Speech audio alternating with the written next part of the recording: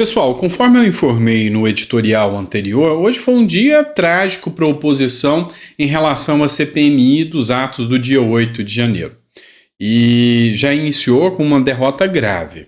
O caso que eu citei para vocês anteriormente foi o fato do Anderson Torres ter sido convocado, foi aprovado e foi rejeitada a convocação do ex-GSI Gonçalves Dias.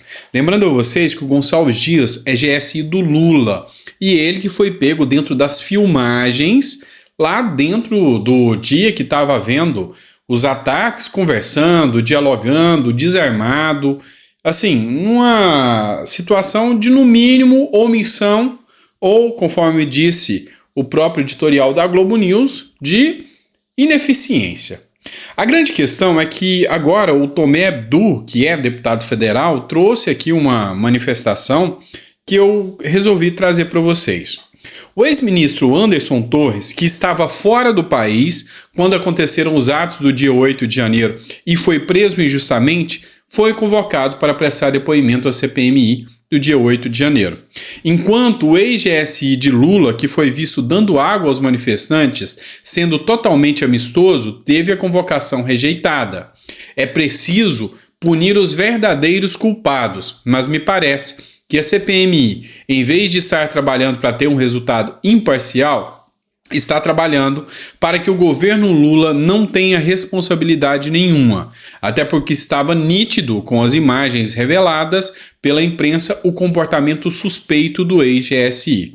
Anderson Torres, que estava fora do país no dia, foi convocado e ainda por cima permaneceu preso durante as investigações. O que está acontecendo é um verdadeiro absurdo. E realmente a gente vê que as instituições hoje, elas realmente buscam uma verdade real, ou seja, elas querem trazer para a população a verdade dos fatos. O que a gente consegue perceber hoje é que dentro dos três poderes há um aparelhamento gigantesco da ordem estatal, ou seja, o Estado Democrático de Direito, o devido processo legal precisa ser cumprido dentro das regras que o direito estabelece. A lei tem que ser igual para todos, todos têm que ter responsabilização penal pelos atos do dia 8, quem invadiu, seja de direita ou de esquerda.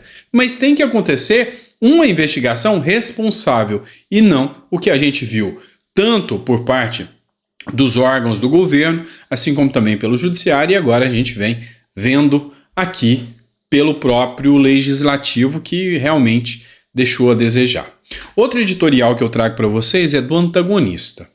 Além de ter chamado o Anderson Torres, convocado Braga Neto e aliados de Bolsonaro e negado o de Gonçalves Dias, também teve uma outra derrota. A CPI, logo depois da aprovação da convocação dos aliados de Bolsonaro, também quebrou o sigilo de celulares do Bolsonaro, do Anderson Torres e do Cid, tá?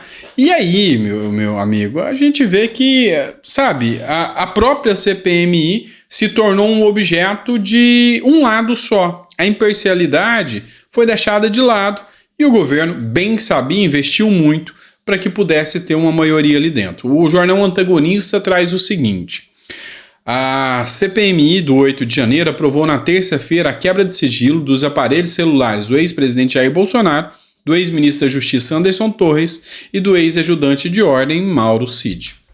Novidade nenhuma, porque todos já tiveram os seus celulares confiscados, já há a quebra de sigilo, tanto é que o próprio Bolsonaro, o caso dos cartões, teve a busca do celular do Bolsonaro, que foi entregue. Então, assim, é algo inédito, algo que nunca se viu dentro da justiça brasileira, atingindo um ex-presidente de uma forma assim, sabe, sem sequer haver qualquer preocupação em tentar manter uma máscara de legalidade. Na verdade, estão fazendo, estão agindo, e aí, o resultado que der, a população brasileira que engula.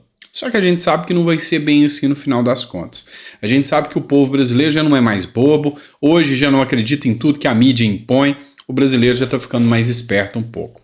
Quer um exemplo? Agora a gente vai pular, tá? Do caso da CPMI do 8 de janeiro para o MST, tá? Da CPI do MST. No judiciário, foi mais um dia de derrota para os conservadores, mais um dia de derrota para quem é de direita. Por quê? Porque um grande chefão do MST, que é o José Rainha, que foi acusado de ter extorquido fazendeiros, foi liberado hoje. A justiça soltou.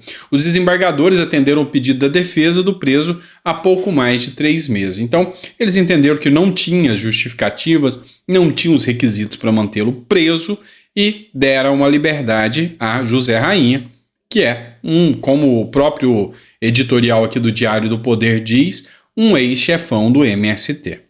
Só que aí cabe a nós fazer uma análise um tanto quanto mais concreta do caso.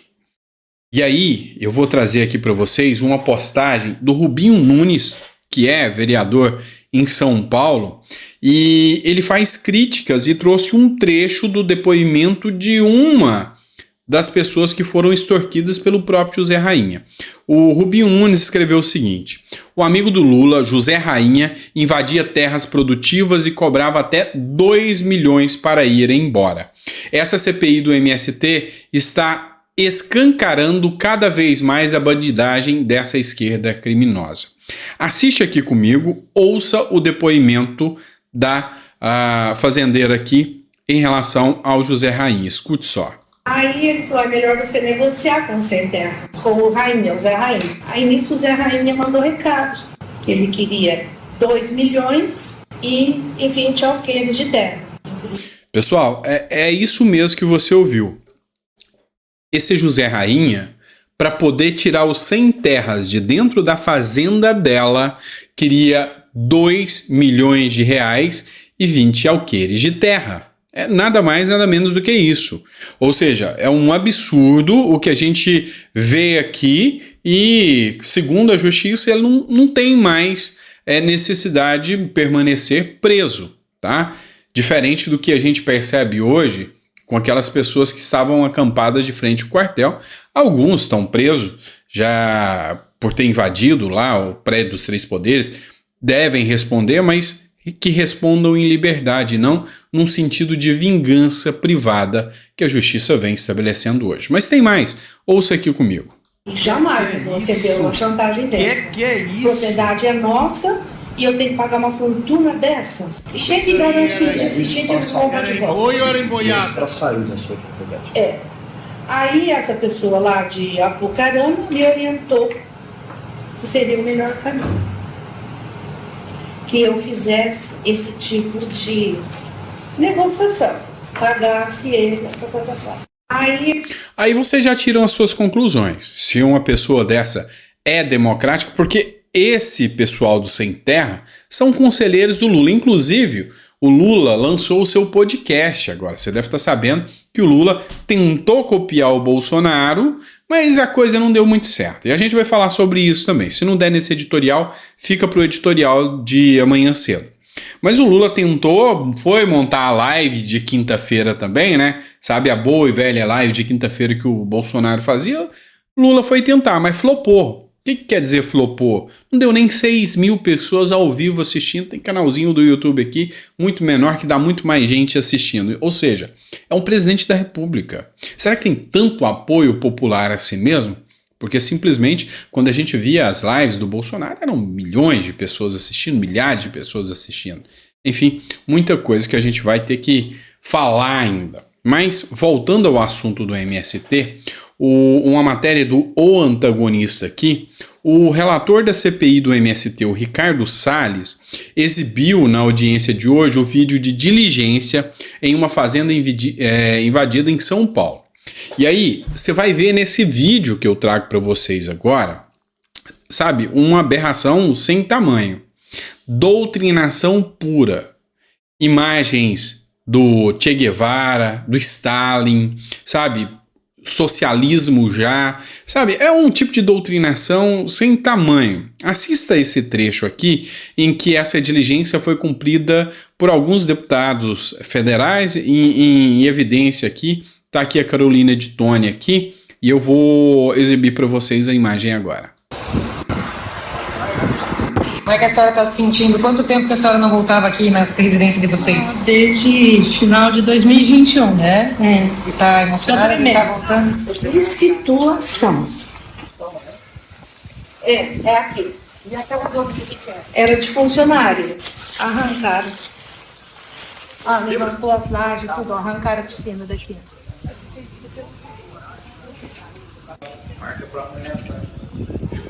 O microfone. Pessoal, dá uma olhada só no lugar.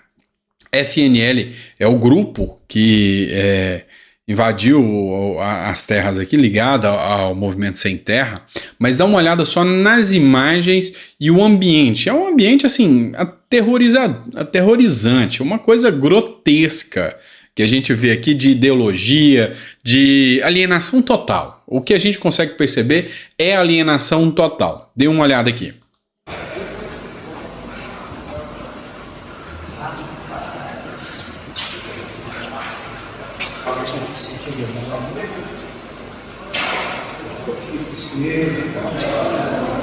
Uma imagem do Che Guevara, pessoal, construindo o socialismo. Triste, né? Stalin. Para isso, não é para plantar, não é para dividir terra, é para isso aqui, para doutrinar os outros. Né? Doutrinação, é isso aí.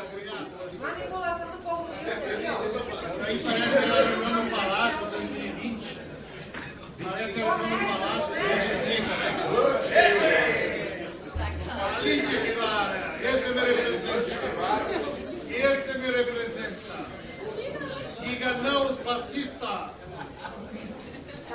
Diga não aos fascistas! Primeiro, queria agradecer a cada um de vocês pela luta, pela dedicação de ter ido às urnas nesse dia 2 e ter votado o Lula presidente, ter votado o Haddad, vai ter elegido a Sam e a Mônica pelo PSOL. Pessoal, esse que falou agora, agradecendo ter elegido Lula, o Haddad, a Sâmia Bonfim, que é deputada pelo PSOL, é o José Raim, esse mesmo que está sendo acusado, que foi solto hoje, está sendo acusado pela invasão das terras, tá? E aqui, esse bottom aqui, essa imagem tá aqui, ó, nas ruas e redes de todo o Brasil. Sâmia Bonfim, que é a deputada federal, Bolsonaro nunca mais, é a imagem aqui, você percebe a ideologia do pessoal.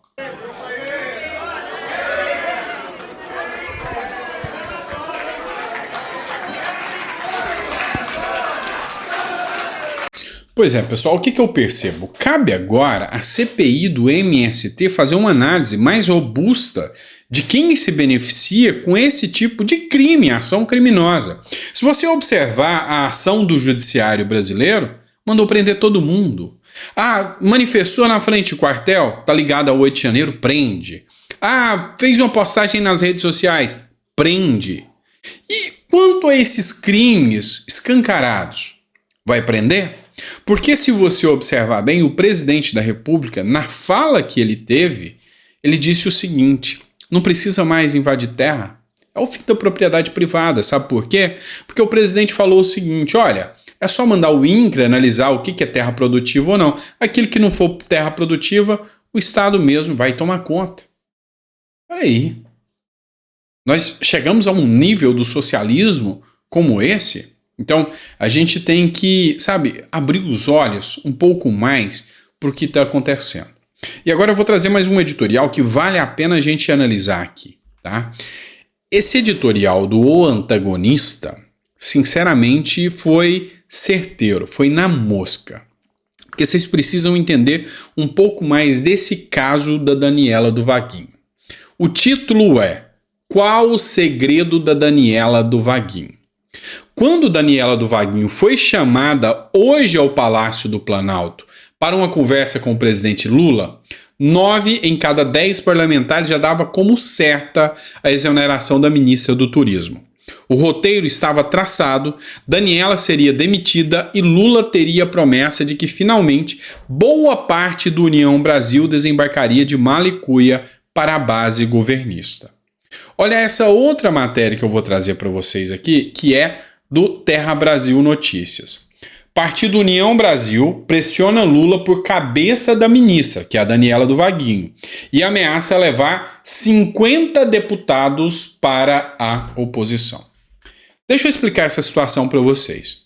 União Brasil falou o seguinte: olha, Lula, nós queremos a vaga da Daniela do Vaguinho no Ministério do Turismo. Se você der essa vaga, nós traremos apoio para você.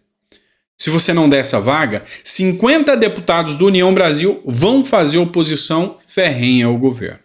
Então, já estava dado como certo que a Daniela do Vaguinho seria expulsa. Foi, inclusive, até divulgado em redes sociais, em jornais de grande circulação. A mídia divulgou isso. E aí é aquela questão: onde e qual é o segredo da Daniela do Vaguinho? Porque se você entender bem, essa deputada, a Daniela do Vaguinho, que agora é ministra do Lula, ela foi acusada por vários jornais, vários veículos de informação, de ter ligação com a milícia. E aí tem uma acusação também do site O Antagonista, uma do Poder 360, de que facções criminosas, a milícia, cercou Belford Roxo, que é o lugar, a zona eleitoral dela, impediu que qualquer um de direita entrasse e fez o voto de cabresto, fazendo com que as pessoas fossem e votassem no Lula. A grande questão é, para Lula abrir mão de 50 deputados, a mantendo. E o marido dela, que é o Vaguinho, deu uma entrevista ontem dizendo que pagou um preço alto demais para Daniela do Vaguinho assumir o ministério no governo. O que há no entorno dessa indicação, dessa manutenção da ministra? Esse é o grande ponto. Seria aqui o começo de uma nova delação? Teria ela informações sobre Lula? É por isso que eu digo para vocês que essa matéria, esse editorial do Antagonista, foi certeiro nas informações. Tá certo? Coloca no comentário aqui se você gostou do nosso editorial, se eu me fiz claro para você, se você conseguiu entender os pontos positivos e negativos de tudo que está acontecendo na política. Quando eu falei polícia, é porque política já virou caso de polícia mesmo, né? Mas, enfim, a grande questão é se você conseguiu entender a mensagem que eu queria passar. Porque ponto positivo, na verdade, acho que a gente não viu nenhum aqui, né? Quase nada de ponto positivo. Mas a grande questão é, mesmo assim, precisamos estar atentos e sabendo o que acontece na política brasileira, tá bom? Grande abraço, fiquem com Deus. Amanhã às 9 horas eu estarei de volta com um novo editorial para vocês. Grande abraço.